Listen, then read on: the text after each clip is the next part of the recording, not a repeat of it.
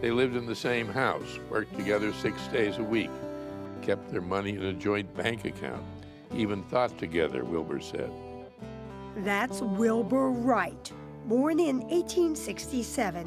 His brother Orville was 4 years younger. And as every school child learns, the Dayton, Ohio duo became the first people in history to successfully pilot an engine-powered airplane. They had this passion, this mission. They were obsessed to succeed. But though their plane is proudly displayed at the Smithsonian's Air and Space Museum in Washington, historian David McCullough still believes the Wright brothers are underappreciated. Every time they went up in this motor-driven airplane, they were risking their lives. This is something that cannot be overemphasized. So, in a new book published by CBS's Simon & Schuster, McCullough, who has won 2 Pulitzer Prizes, 2 National Book Awards, and the Presidential Medal of Freedom, wants to reintroduce Americans to the Wright brothers and present someone else. There's a Wright sister. Yes, her name was Catherine, and she was something. She stood about 5'1", and she was a powerhouse. This whole porch they built, the brothers this built whole gingerbread effect, yep, huh? It's exactly what... The 3 siblings lived in this house, now preserved at the Henry Ford Museum in Dearborn, Michigan.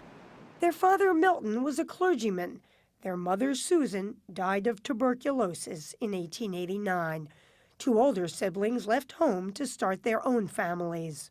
The house had no running water, no indoor plumbing, no electricity, no telephone, but it did have books, lots of books. Wilbur was planning to go to Yale when an accident changed everything. He was hit in the teeth with a hockey stick playing hockey when he was about 18 and knocked out all his upper front teeth. And he retreated from the world, not going out to do much of anything ever, for 3 years. He ended up opening a bicycle shop with his brother in 1893. They even designed and hand-built their own brand of bike.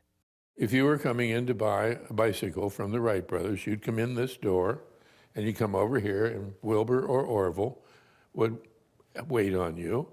But in their spare time, the brothers became obsessed with the idea of another form of transportation, flying, reading everything they could find about previous experiments. What was the public view of flying at this point? Was it considered a possibility? It's impossible. Human beings can't fly, won't fly, ever fly.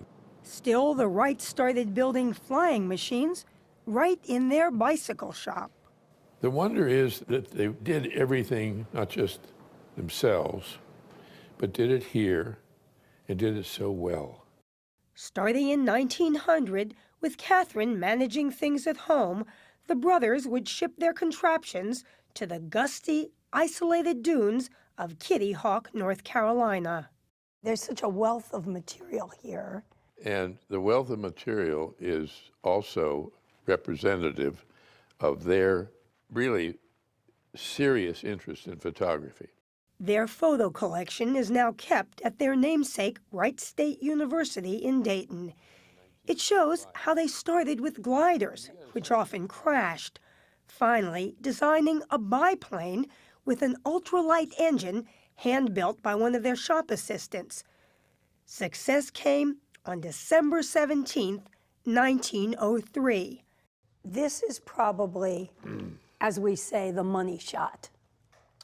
Yes, that's one of the most famous pictures in history. And there's Wilbur running at the side, and Orville's taking off for the first time in all of history to fly, and he's only going to fly 120 feet, and he's only going to be in the air 12 seconds. But they knew immediately after this was over that they could do it, and they were onto something. And that's where the story stops for most of us. But here, in a cow pasture on the outskirts of Dayton, is where David McCullough says the Wright brothers really invented the art of aviation, testing larger and more powerful planes. Fly They figure learned eights, to do everything. figure eights, all of that And right land here. and take off. Meanwhile, the federal government was spending $70,000, a fortune in those days, on this so-called aerodrome, which crashed in the Potomac on takeoff. And no one in Washington seemed to care about what the Wright brothers were accomplishing on their own dime. What happened when they wrote and tried to get the federal government involved? They were turned down. In fact, they had the door slammed in their face. But the French, obsessed with aviation, took notice. In August 1908, huge crowds gathered to watch Wilbur Wright take to the air over the town of Lamont.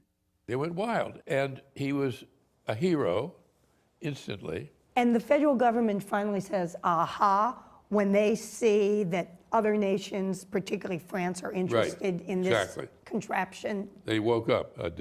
They finally realized, oh, maybe we ought to take a look. So Orville is commissioned to show his stuff in a series of flights at Fort Myer outside Washington. He is breaking all sorts of speed and endurance records when on September 17, 1908, he is assigned to take up a U.S. Army lieutenant named Thomas Selfridge. They went up, and Orville crashed, and young Selfridge was killed. And he was the first fatality of a passenger in an airplane ever. Orville is badly hurt, but nursed back to health by his sister Catherine.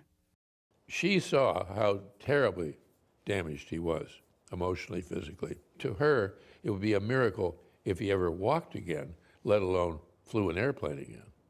Orville Wright would indeed fly again, and Catherine would go up too. The Wright brothers, who never married, became national heroes. Wilbur died of typhoid in 1912 at age 45. Orville would live until 1948, often accepting honors for what he and his brother accomplished. Their lives a symbol of the power of imagination. What a testimony to human determination and ingenuity it is. And a profoundly, profoundly American story.